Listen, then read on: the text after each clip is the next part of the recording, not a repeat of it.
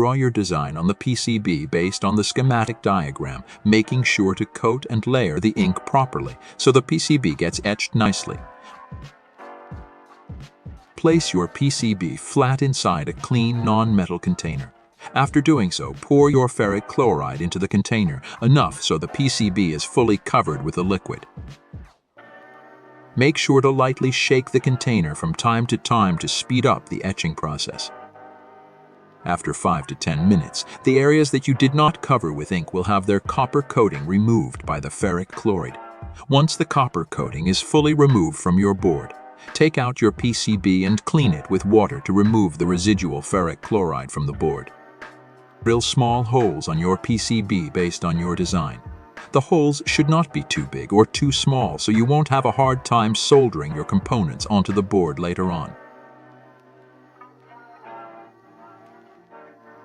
Insert your components on the board, again basing them on your design. Be careful with the orientation of some components like the transistors, diodes, Mylar capacitors, etc., because they have different polarities. So to avoid your circuit from breaking or shorting out, always double-check their orientation.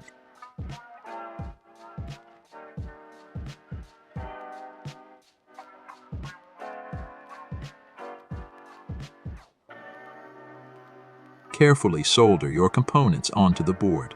Don't use too much lead to avoid creating a solder bridge, which basically means that you accidentally connected two adjacent joints that are not supposed to be connected.